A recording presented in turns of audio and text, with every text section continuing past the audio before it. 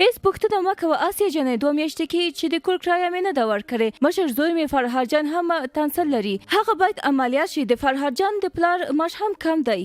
نو دومره ډېرې ستونزې لرو او زه هم د هیڅ کار نشم چې یو کار مې کړی وای او دومره ستونزې مې نه درلودلې.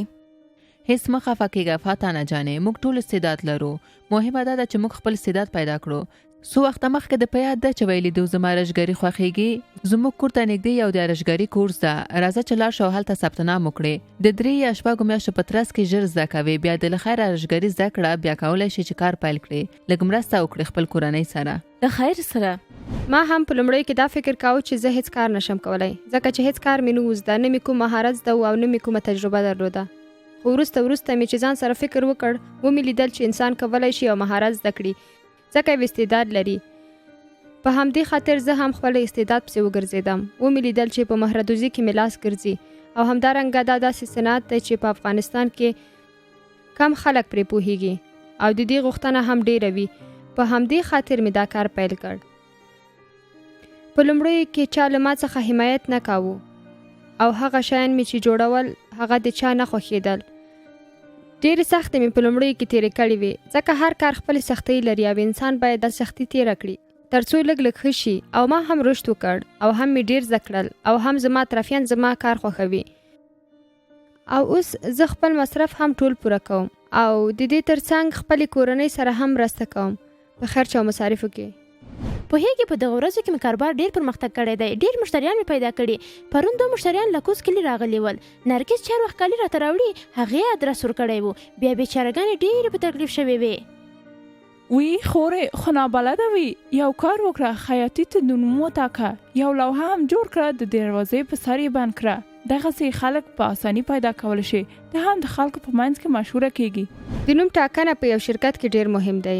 تاسو چې یو کار پیلوئ نو باید نوم ورته وټاکئ، خو د دې نوم لپاره باید نظر واخیستل شي چې کومې ځانګړتیاوې باید ولري او د صنعت په نظر باید ووسي. زما شرکت هم په لومړیو کې نوم نه درلود، چې ومې لیدل زما مشتریان ډېر سرګردانه کیږي، ځکه نه زما د شرکت په نوم پوهېدل او نه هم د کارګاه په نوم پوهېدل او نه هم زما ادرس درلود. داسې نه پوهېدل چې هغه کالي یا هم جنس له کوم ځای څخه واخلي، تر دې چې ما پرېکړه وکړه چې باید یو نوم خپل شرکت ته وټاکم او د شرکت نوم مې طلایي ستنه کېښودله.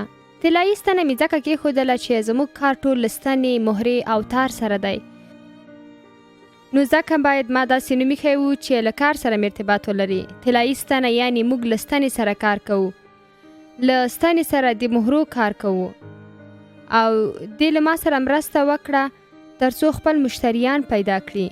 اوس زما مشتریان پوهیږي چې کوم جنس کوم شرکت ته په کوم نوم او کوم ادرس ورکړي. نو تل په یاد ولرئ چې کله غواړئ یو کار پیل کړئ یو نوم ورته وټاکئ. زما پخلی ډېر ښه دی، هر چا چې زما د لاس خواړه خوړلی دي ډېر صفت یې کړی دی. څو ځله مې ځان سره فکر وکړ چې د پخلي کاروبار پیل کړم، خو ډارېږم که په دې بې پیسګي کې وسایل واخلم او کار مې په مخ لاړ نه سي بیا به څه وشي. وی خورې ته بې ځایه خپل فکر خرابوي. زه مطمئن یم که ته د پخلي کار پیل کړې 100% پکې کمی به کېږي، خو د دې لپاره باید تل یوې با تجربې مېرمنې څخه مشوره وغواړې. ګوره شریفي ترور هم دا کار پیل کړی دی، له هغې څخه پوښتنه وکړه چې څنګه یې د پخلي کار پیل کړی دی. تل انسان د کار په پیل کې زړه نازړه وي. زه هم همداسې زړه نازړه وم. تل به په دې فکر کې وم چې که زه تاوان وکړم، که زه دا کار پیل کړم او کار مې پر مخ لاړ نشي نو بیا، او که زه کار وکړم ښه ډیزاین هم کړم که خلک خوښ نه کړي بیا. دا ټولې هغه خبرې دي چې انسان زړه نازړه کوي. مګم تاسې هیڅ کله په دغو خبرو باور مه کوئ، ځکه چې تاسې کله یو کار شروع کوئ وینئ چې څومره علاقمند لرئ او څومره مو کار ښه پر مخ. په لومړیو کې سخته ده، خو بیا هم تاسې کولی شئ چې ترسره یې کړئ. او هو هیر مو نشي چې کله تاسو یو کار پیل کوئ په هغه صنعت کې چې تاسو کار شروع کوئ باید په هغه برخه کې له با تجربه کسانو څخه مشوره واخلئ. ما هم همدا کار وکړ. له هغو کسانو څخه چې هغوی د مهردوزي کار کاوه له هغوی څخه مې مشوره واخیسته. ومې پوښتل چې خلک کوم ډیزاینونه خوښوي او زه باید له کوم ځای څخه شروع کړم، له کومو ډیزاینونو څخه یې شروع کړم، آیا د جامو په برخه کې کار پیل کړم یا هم د زیوراتو په برخه کې. او دا ټول د دې سبب شول چې نن زه ښه پرمختګ وکړم او شکر اوس مې کاروبار ډیر ښه دی او ډیر پیرودونکي لرم. په دې معنی چې زه غواړم خیاطي پیل کړم، نو که زه د فتن لاړ شم شاګردي وکړم شاید ښه، خو که یو نفر یا یو میرمنه چې په خیاطۍ کې ښه بلده ده زه د هغې سره مشوره کوم چې زه غواړم خیاطي پیل کم، غواړم د خیاطي کسب و کار پیل کم، یا غواړم آشپزي، یا غواړم قالین بافي، یا غواړم تدریس، هر موضوع چې هر کار چې، نو په دې صورت کې د هغې مشوره ما سره مرسته کوي. مرسته په څنګه کوي؟ مرسته په دې کې چې هغه نفر ما ته وایي چې کله ما کار شروع کړ ما ته خیاطي زده وه، یا ما ته زده نه وه، د اول نه مې شروع کړه، دغسې مخې ته لاړم چې بالاخره اوس زه خپله کار لرم. یعنې د هغې نفر چې په دې برخه کې تجربه لري، د هغې نظریه، د هغې تجربه ما سره مرسته کوي چې زه یو څه زده کړم، بیا د هغې د مشورې په اساس باندې عمل وکړم تر هغې چې زه هم خپل کسب و کار شروع کړم. نو ځکه هیڅکله به دا نه وي چې زما ته یو کار زده نه دی، تجربه یې نه لرم، نو زه دا کار نه شروع کړم. نه، د دې دپاره مهمه ده چې موږ زده کړه وکړو، تجربه لاسته راوړو، کارآموزي وشاګردي وکړو، بیا وروسته خپل کار شروع کړو. نو دا به غلطه خبره چې موږ ویو چې موږ سره تجربه نشته او موږ کار نه کوو. سمه ده؟ راځئ چې اوس خپل درس پیل کړو.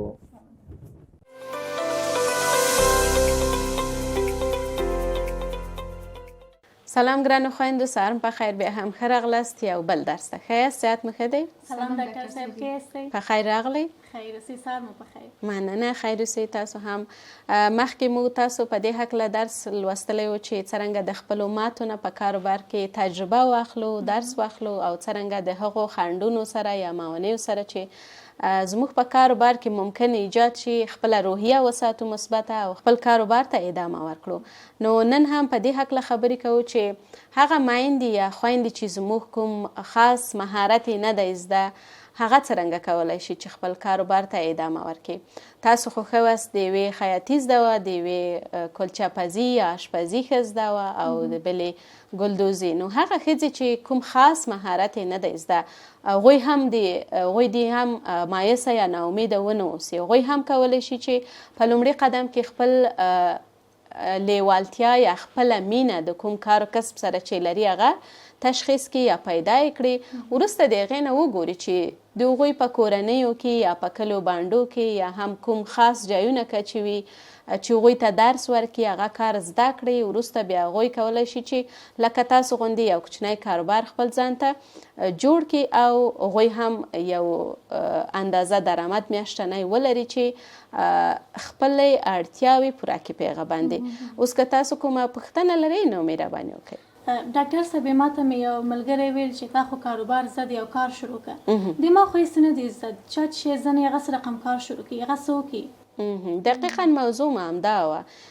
طبعا په هغه کلی کې چې موږ ژوند کوو د ښځو مختلف مهارتونه زده دي، لکه خیاطي، ګلدوزي، کلچه‌پزي یا نور خواړه چې په بازار کې تاسو فکر کوئ چې خلک یې ډېر خوښوي او اخلي، یا هم ګلدوزي یا موره بافي یا موره دوزي یا همدغه اوبدنه. تاسو وګورئ چې ستاسو کوم سره لیوالتیا ده، کومه تاسو خوښوئ چې په هغه برخه کې مهارت ولرئ. یعنی خوښیږم چې دغه مو زده وای که چې یو کاروبار م پیل کړی وای. نو لومړی قدم کې خپله مینه وپیژنئ، خپل استعداد وپیژنئ چې کومه برخه کې تاسو علاقه لرئ، کومه برخه کې استعداد لرئ او خوښیږم چې هغه کار ترسره کړئ. ځکه هغه کار چې ستاسو خوښیږي هم یې زر زده کوئ، هم راحته یاست کار په جریان کې چې هغه ترسره کړئ، ځکه ستاسو خوښیږي، ستاسو ورسره مینه ده. نو وګورئ چې کومه کار خوښوئ او څوک هغه تاسو ته ښودلی شي، تاسو ته زده کولی شي. حتما زموږ کلي کې یا زموږ خپلوانو کې داسې افراد شته چې هغه کار چې زموږ زده نه دی لیکن مینه ورسره لرو، هغه راته زده کړي او موږ یې زده کړو. او آرام آرام د وخت په تېرېدو زر نه باید توقع ولرو چې په یوه ورځ کې موږ یو کار زده کړو، زر تجارت پیل کړو. آرام آرام د وخت په تېرېدو کله چې په خپل ځان باندې باور ډېر شو چې کار مې زده کړی، اوس نو په تېرو درسونو کې موږ دا ولوستل چې لومړی باید خپل استعدادونه وپیژنو، بیا کار زده کړو، بیا آرام آرام ورته یو اندازه بودیجه یا مالی منبع پیدا کړو، وروسته خپل کاروبار په لار واچو او آرام آرام وده وکړو، آرام آرام توسعه پیدا کړو. دا هغه وخت کېږي چې موږ په خپل ځان باندې حاکم واوسو او خپل کار ته ادامه ورکو. یعنی زړه مو سوړ نسی د کار په جریان کې او خپل کار راته اهمیت ولري، ورسره مینه ولرو. د کورنۍ ملاتړ پیدا کو، په کورنۍ کې داسې افراد پیدا کو چې له موږ څخه حمایت وکړي، مو یوازې پرې نه دي، په مالي برخه کې، په نورو برخو کې، تر څو مو خپل کار ته ادامه ورکو. هر څومره چې دغه حمایتونه، دغه اعتماد زموږ په خپل ځان باندې ډیریږي، هغومره د کار زمینه موږ ته برابریږي، هغومره موږ وده کوو، هغومره د خپل ژوند نه رضایت پیدا کوو، اړیکې او ارتباطات مخه کیږي او بالاخره له اقتصادي برخې موږ په خپلو پښو درېږو او نور نو خپلې کورنۍ ته یا خپلوانو ته ضرورت نه لري چې هغوی موږ حمایت کړي. حتما موږ په کافي اندازه بودیجه پیدا کوو یا پیسې پیدا کوو چې هم ورځنی مصارف مو پې تامین شي، هم په بحراني وضعیتونو کې یا د ستونزې په حالت کې وشو کولی هغه خپله ستونزه هغه پې حل کو. له روحي نظره هم کله چې تاسو په خپلو پښو درېږئ او بل چاته تړلې نه یاستئ، دغه ستاسو رضایت ژوند ته ډیروي، ستاسو ارزښت ډیروي او دغه ستاسو لپاره ډیره ښه ده. دا چې تاسو په یو سالم کار باندې بوخت اوسئ او په مقابل کې ستاسو اړتیاو په خپل لاس رافع شي، ډیره مهمه خبره ده. نو هیله لرم چې درسونه به مو زده کړي وي. هغه ښځې چې کوم خاص مهارت نه ده زده، حتما دغه درس هغوی ته هم ولېږدوئ تر څو هغوی هم ترېنه ګټه واخلي او عملي ژوند کې ترېنه استفاده وکړي. تاسو هم خیر اوسئ. انشاءالله چې دغه درسونه تاسو ته ګټور تمام شي. انشاءالله خیر اوسئ. مننه.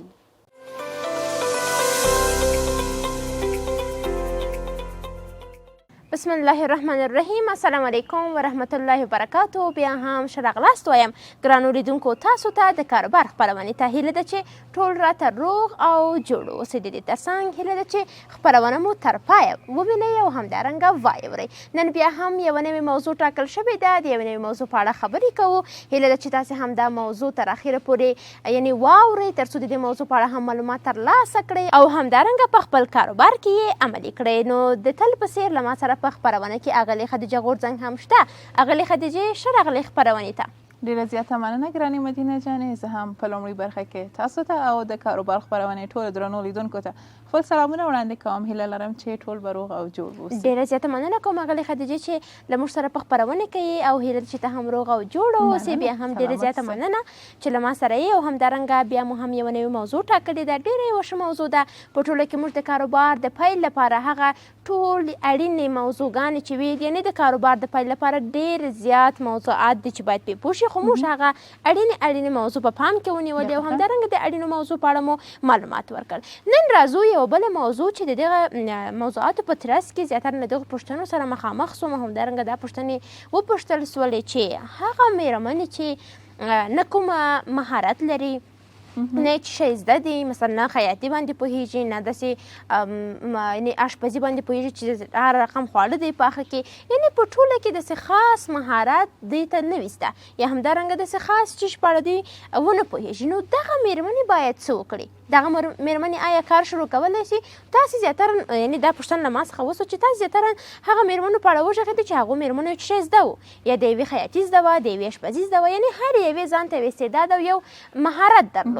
هغوی ته مو معلومات ورکړل، هغوی کاروبار شروع کړو، همدارنګه کاروبار کوي. نو هغه مېرمنې چې هېڅ شی نه دي زده، هغوی باید څه وکړي؟ نو هغه خدیجې دغه موضوع نن موږ ټاکلې ده. هغه مېرمنې چې کوم مهارت نه لري، کوم چې شی نه وي زده، آیا هغوی کاروبار ترسره کولی شي او که نه؟ دقیقا ګرانې مدینه جانې، فکر کوم چې لومړی یا دویمه خپرونه وه چې د دې په هکله موږ خبرې وکړلې. یو مېرمن خپل هغه مسؤلیتونه ته چې په کور کې ورته سپارل کېږي هغې ته توجه وکړي. وایي د یو ماشوم روزل لکه د یو ښار آبادول دي. کله چې موږ د دې توانایي لرو چې یو ښار آباد کړو، نو یو وړوکی کاروبار یا کسب و کار خو ډېر ساده او اسانه خبر دی. او مېرمنې خو ماشاءالله توانا دي، ماشاءالله قهرمانې دي. هر کار چې دوی ته وسپارل شي او د هر کار نیت چې وکړي هغه کولی شي سر ته ورسوي. او همدارنګه تاسو یو بلې موضوع ته اشاره وکړه چې په تېرو خپرونو کې موږ زیاتره هغو مېرمنو ته اشاره کړې یا د هغو موضوعاتو په هکله مو خبرې کړي چې دغه مېرمنې یا دارایي لري یا مهارت لري یا هم هغه وګړي ترڅنګ لري چې د تجربې درلودونکي دي، له دوی سره مرسته کوي تر څو دوی کاروبار پیل کړي.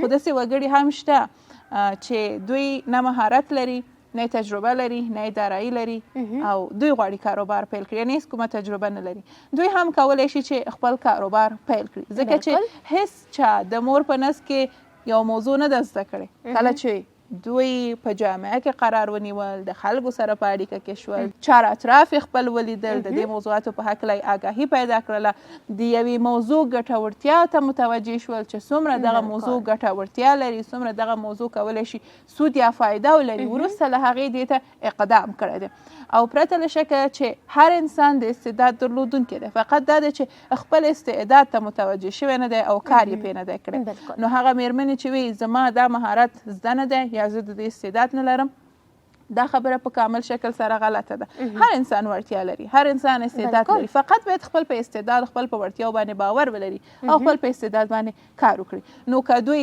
نن د دې موضوع په هکله پوه شول چې زه د دغه موضوع سره علاقه لرم او غواړم پیل کړم نو باید صبر ونه کړي خو د همغه موضوعاتو په نظر کې نیولو سره چې موږ په تېرو خپرونو کې د دې په هکله ویلي باید دوی اقدام وکړي باید د هغو خلکو سره مشوره وکړي چې دوی په دې برخه کې تجربه لري کولی شي چې اقدام وکړي او کولی شي چې خپل کار پیل کړي دا ځان ته بهانه ونه نیسي چې زه مهارت نه لرم مهارت هیڅوک نه لري زی زده کوي چې مهارت یې لوړ ځي او په هغه کار کې مهارت ترلاسه کوي بالکل اغلی خدیجه ډېرې وشي موضوع ته مې اشاره وکړله چې موږ دغه استعداد یا هغه میرمنې چې مثلا تاسو وایئ چې هغوی کار کوي یا همې کار شروع کړی هغوی یو شی زده ول نو دغه دا چې هغوی یو شی زده ول دا له کومه شول څرنګه یې زده کړل له چا څخه یې زده کړل دغه موضوع ته باید موږ پام وکړو مثلا هر انسان په دې برخه کې باید هغه خپله علاقه پیدا کړي چې زه له چیز سره علاقه لرم مثلا یو نفر د خیاطي کوي ما چې زه خیاطي ته ګورم د خیاطي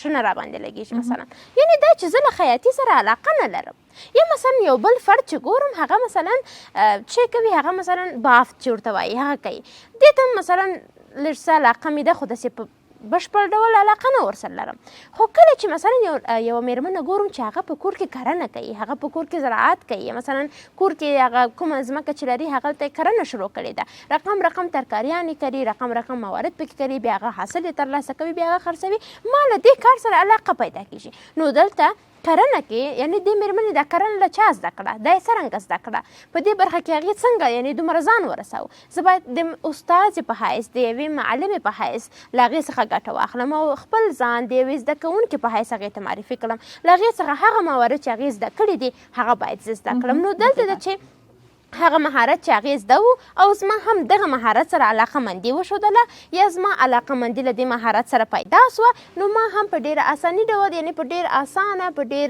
ښه او همدارنګه په راحتي وکولی شو چې دغه مهارت زده کړه نو دلته باید موږ دا بهانه را نه وړو چې هغه میرمنې چې شی نه دي زده هغه میرمنې چې مهارت نه لري کار نشي کولی هغه میرمنې باید زده کړي چې کار وکړي بالکل نو اوس دا مسله حل شوه اوس راځو هغه میرمنې چې مهارت نه لري ځان سره تصمیم ونیوی چې هو زه ځم یو کار زده کوم نو دلته د دې لپاره چې دوی یو کار شروع کړي یا مثلا د دې لپاره چې یو کار ولري یا کار ته مثلا یو کار ځان ته جوړ کړي په دې برخه کې باید دوی کوم ټکي په پام کې ونیسي دلته هم یو سلسله موارد دي ګرانې مدینه جانې چې دغه میرمنې چې ستاسو په خبر پوهیږي چې مهارت نه لرم او پوهیږي چې زه مهارت نه لرم خو غواړم خپل په مهارت باندې کار وکړم استعداد باندې مې کار کوم او مهارت یې ترلاسه کړم یعنی دوی دلته اقدام کوي دلته یو سلسله موضوعات دي چې دوی باید په نظر کې ونیسي هغه ټرینینګونه هغه صنفونه یا کورسونه چې برګزارېږي دې کې باید دوی اشتراک وکړي ګډون وکړي تر څو چې وکولی شي له دغه مواردو څخه ګټه واخلي زیاتره سیمه ییزو منطقو کې یا زیاتره سیمو کې ګرانې مدینه جانې د مختلفو پروژو لخوا یا د مختلفو مؤسسو لخوا محلي صنفونه برګزارېږي حتی امکان لري دا د خیاطي صنف وي یا دا د موردوزي صنف وي یا د وړو تجارتونو پیلولو صنفونه دا په لرې پرتو سیمو کې برګزارېږي د میرمنو لپاره دوی کولی شي په دغه ډول صنفونو کې یا کورسونو کې اشتراک وکړي ګډون وکړي او خپل همغه پوهه د دغه موضوع په هکله ډېره کړي او آګاهي ترلاسه کړي بله برخه دا ده چې هغه وګړي چې په دغه برخه کې آګاهي لري تجربه لري له دوی سره دوی مشورت وکړي له دوی سره دوی خبرې اترې وکړي او له دوی سره په ارتباط کې اوسیږي چې دا هم کولی شي له دوی ته مؤثر تمام شي او زیاتره د هغو وګړو سره چې په دې برخه کې کار کړی دوی د شاګرد په حیث شي یعنی کله چې یو شخص د دې په لټه کې شو تر څو چې یو مورد زده کړي نو هغه دې ته هم راضي دی چې لاړ شي په لومړي برخه برخه کې د یو بل چا له لاس باندې کار وکړي، د یو بل چا شاګرد شي، تر څو چې وکولی شي همغه مورد زده کړي. نو دغه برخه دغه موضوع هم کولی شي دوی ته مرستندوی اوسیږي. او بله برخه د مطالعې برخه یا د زده کړې برخه ده چې همغه مرتبط برخې په هکله دوی باید مطالعه وکړي. شاید میرمنې ووایي چې موږ د لوستلو او د لیکلو سواد نه لرو، خو د دوی په فامیل کې حتما داسې یو وګړی پیدا کیږي چې هغه د لوستلو توانایي لري. مطالعه یا زده کړه هغه موضوع ده یا هغه برخه ده چې زموږ د رشد سبب کیږي. نو دغه میرمنې باید په ځان باندې کار وکړي. کله چې دوی په ځان باندې کار وکړ، کله چې دوی د حرفه‌ای خلکو سره په ارتباط کې شول، د دوی د تجربو څخه کار واخیستل، دوی کولی شي چې په اسانۍ سره دغه برخې ته لاره پیدا کړي او دغه برخې ته وارد شي. دقیقه نغلی خدیجې ډېرې ښې موضوع ته مو اشاره وکړله. په ټوله کې دلته هغه د ظرفیت لوړېدا یا همدارنګه په خپل ظرفیت باندې کار کول ډېر زیات اړین دي.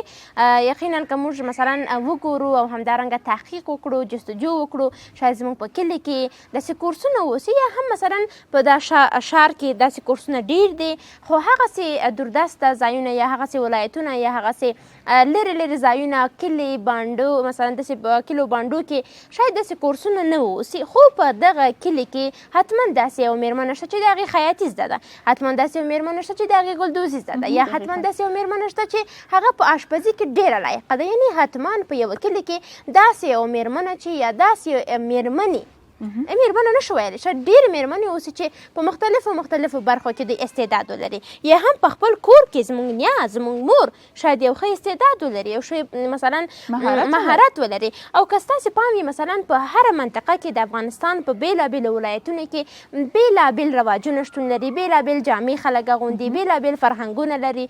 مثلا غزنی کې یا مثلا د پکتیا، ننګرهار ډېرو ولایتو کې د غزني مثلا مثال ورکوم، میرمنې دي چې خپله مثلا په داسې تارونه ورته کېږي د زرتار په نامه، او همدارنګه داسې شیشې او مختلفو داسې مختلفو تارونو څخه کار اخلي، یخنونه جوړوي، نستونه جوړوي، لمنې جوړوي، یا هم ټیکري جوړوي. یعنې هغوی ځان ته دغه رسم لري.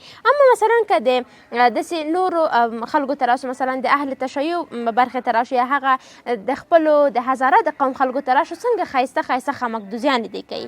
یا همداسې نه که نورو برخو ته پاملرنه وکړو، په حتما په یوه مختلفو ځایونو کې، مختلفو قومونو کې مختلف رواجونه دي، مختلف صنایع دستي دي چې موږ کولی شو حتما زده یې کړو. او دا د یو ارث یا د میراث په ډول همداسې نسل په نسل تر اوسه پورې موږ ته رارسېدلی دی، او له موږ نه بعد هم نورو نسلونو ته رسېږي. یعنې په ټوله کې مهارتونه ډېر دي، زده کړې ډېرې دي، زمینه یې ډېره ده، که موږ خپله دا زمینه ځان ته برابره کړو. بلکل.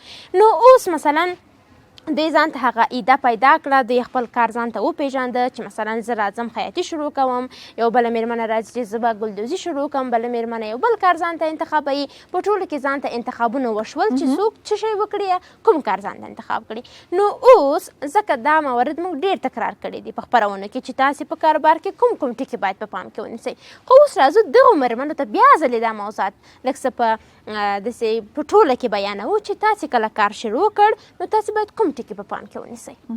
نو ګرانې مدینه جانې، دغه میرمنې چې کار ته اقدام وکړ او په کلي شکل سره موږ دغه موضوعات ته اشاره کوو، هغه دا چې کله مو چې اقدام وکړ نو ژر اقدام وکړئ، دې ته مو په تمه کېږئ چې سبا او بل سبا.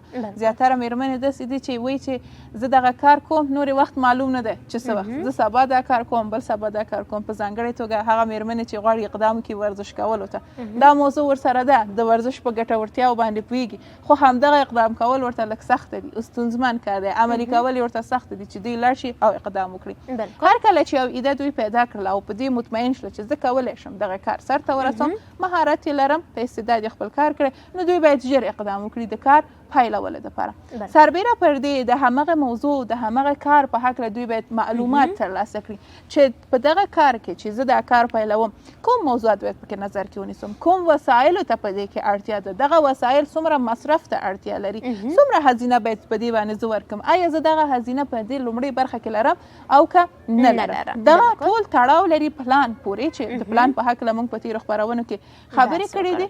او بله موضوع ګرانې مدینه جانې دا ده چې بیا هم همدغه حرفه‌ای خلکو پورې تړاو لري. د دوی مشوره باید له ځان سره ولرو، حتی د مشورت کولو په هکله د اسلام په دین کې هم راغلی دي چې څومره دغه اړینه موضوع ده، نو په دې برخه کې باید مشوره وکړو. بله موضوع د هغه کار زیانونه او ګټې سره وسنجو. که چیرې زه په دې کار کې ماته وخورم نو د تاوان رسیدلو فیصدي څومره ده بالکل یا ده، په څومره فیصدي سره زه کولی شم په دې کې ګټه وکړم یعنی همدغه احتمالي ګټې او تاوانونه باید موږ وسنجو او وارزو چې دلته هم موږ یو بل چاته اړتیا لرو چې هغه د خپلو تجربو څخه موږ ته ووایي او موږ د همغه تجربو په ګټه اخیستنو سره باید دغه موضوعات په نظر کې ونیسو. هغه کار چې یوه مېرمنه پیلوي په مستقله توګه ګټورتیاوې او تاوانونه خپل لري. ګټورتیاوې څه شی دي؟ ګټورتیاوې دا ده چې دغه کار چې ما پیل کړی زه خپله پکې یوازې یم، خپله پکې مستقله یم. دغه کار چې ما پیل کړی دی ګټه یې ټوله ما ته رسیږي او سربیره پر دې دغه کار چې ما پیل کړی په شخصي توګه کولی شم دی کې رشد وکړم. یعنی کله چې یوه مېرمنه په شخصي توګه دغه کار یا مستقلانه شکل سره دغه کار پیل کړي.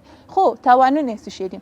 دلته هر هغه تاوان یا زیان چې رسیږي ټول بیرته ګرځي همدغه مېرمنې ته. یعنی که چیرې ګټه چې کوم همسې ټول ما ته ګرځي نو تاوان هم ما ته راګرځي.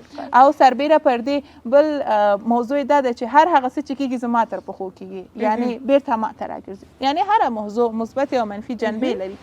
نو هره مېرمن هم چې مستقل کار پیلوي او غواړي چې مستقل اوسي، غواړي خپل په پښو ودرېږي، نو دا باید هیر نه کړي چې د پیشرفت لپاره، د رشد لپاره، د مالي استقلال ته د رسیدلو لپاره بعضې ستونزې بعضې خنډونو سره حتما دا مخکې کېږي او مخ کېږي ورسره. نو دا هیر نه کړي چې لاره یې مستقیمه ده او همدا چې شروع کړ قدم وهل ورته رسیږي. نه، بعضې خنډونو سره دا مخ کېږي، بعضې ځایو کې دا مخ کېږي چې امکان لري ناهیلې شي، بعضې ځایو کې امکان لري چې دا ماته وخوري. نو دغه ټولو مواردو په نظر کې نیولو سره دا باید بیا هم په ځان باندې باور ولري، اعتماد په نفس ولري، خپل په وړتیاو باندې باور ولري چې هو زه کولی شم دا کار سرته ورسم د همدغه ټولو خنډونو او ستونزو سره. نو دغه موارد هم باید مېرمنې په نظر کې ونیسي، خپل وړتیا هیره نه کړي. دقیقاً چې دوی دومره سخت مسئولیتونه کولی شي سرته ورسوي نو دا خو ډېر اسانه کار دی، نو دا هم کولی شي چې سرته ورسوي. دقیقاً ډېره زیاته مننه کوم اغلې خدیجې، واقعا ډېرو ښو موضوعاتو ته مو اشاره وکړه.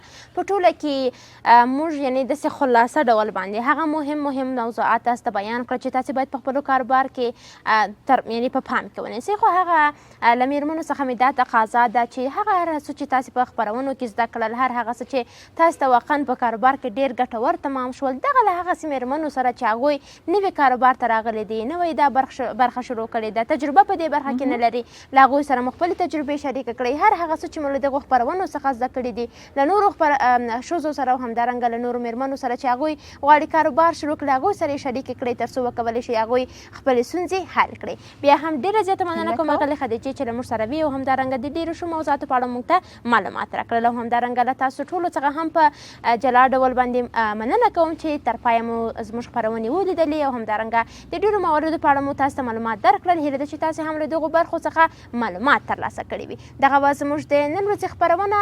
بیا هم تاسې په لوی او بخښونکي څښتن تعالی سپارم. د خدای په امان.